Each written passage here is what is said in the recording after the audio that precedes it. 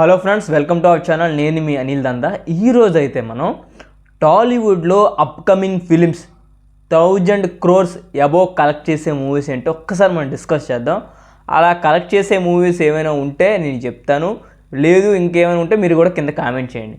నాకు తెలిసి దేవరా పార్ట్ 2 అంటే ఇప్పుడు ఆల్రెడీ నేను దేవరా కోసం ఎందుకు చెప్తాను అంటే దేవరా పార్ట్ 1 మ్యాక్సిమం ఒక 900 మేబీ 800 అంతవరకు అయితే కలెక్ట్ చేయొచ్చు.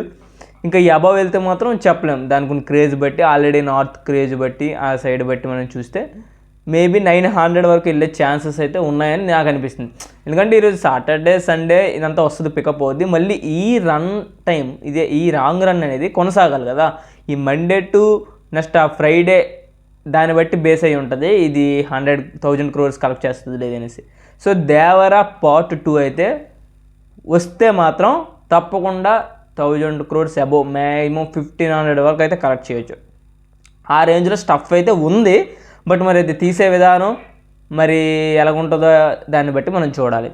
తర్వాత మనకి నెక్స్ట్ రాబోయే సినిమా ఏదంటే పుష్ప 2, పుష్ప ద రూల్. ఇది మాత్రం 100కి 100% 1500 అబోవ్ అయితే కలెక్ట్ చేస్తుందని నాకు బలమైన నమ్మకం అయితే ఉంది.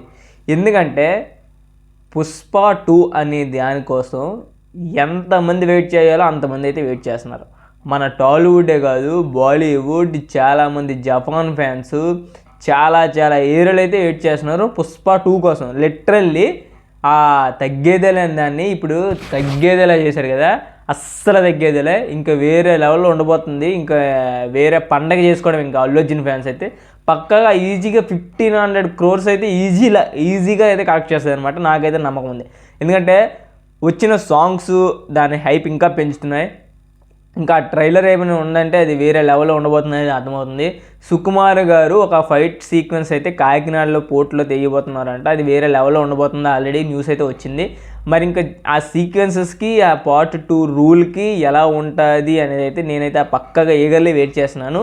పుష్ప 2 మాత్రం 100కి 100% 1500 crores అయితే పక్కగా కలెక్ట్ చేస్తుంది అని అయితే నాకైతే చాలా నమ్మకం అయితే ఉందన్నమాట.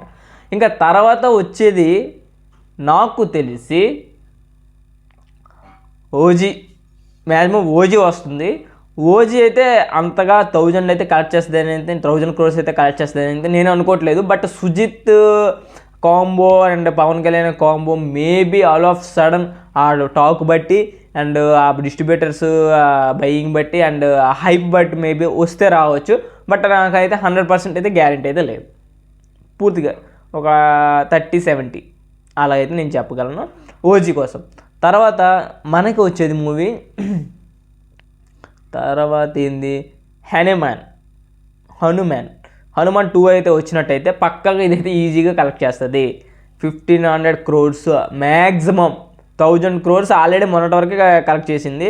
ఇంకా 1500 crores అయితే ఈజీగా కలెక్ట్ చేస్తుంది. ఆ స్టోరీని బట్టి అండ్ మన ప్రశాంత్ వర్మ డైరెక్షన్ బట్టి అయితే ఈజీగా అర్థమవుతుంది. నార్మల్గా ఇదైతే పక్కగా కలెక్ట్ చేస్తుంది అయితే నాకు అర్థమవుతుంది.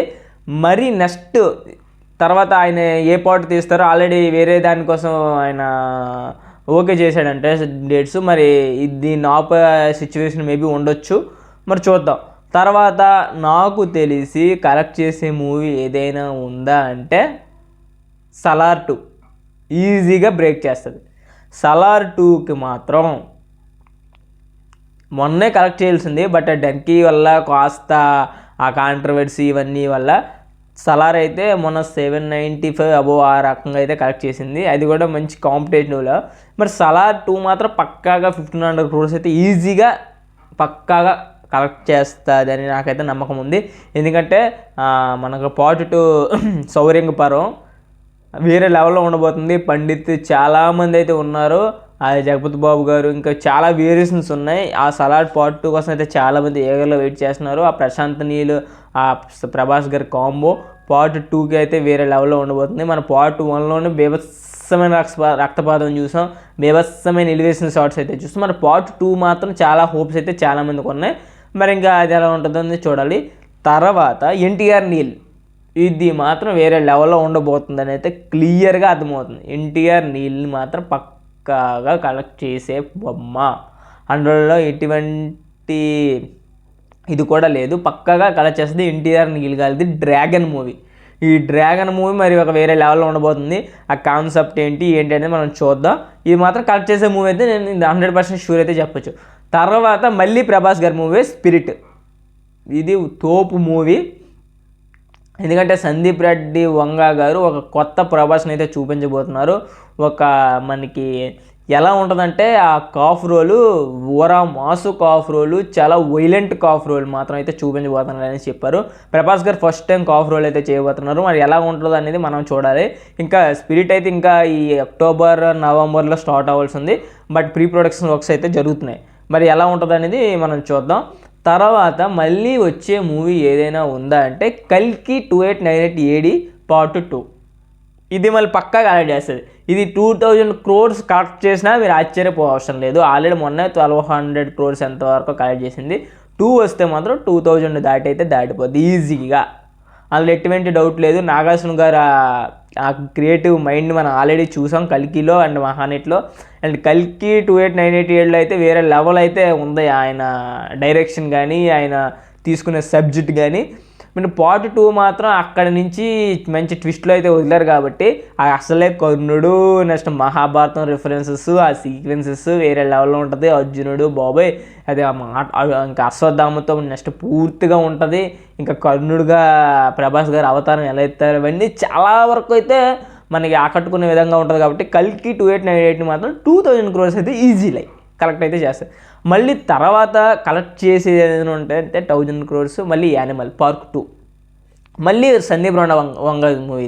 యానిమల్ పార్క్ 2 మాత్రం కలెక్ట్ చేసే బొమ్మ అయితే పక్కాగా చెప్పొచ్చు. ఎందుకంటే బాలీవుడ్లో యానిమల్కి దాదాపు 1000 crores దగ్గర వరకు వెళ్ళింది. యానిమల్కి తొక్కుసరిగా అయితే అవ్వట్లేదు వస్తున్నాయి.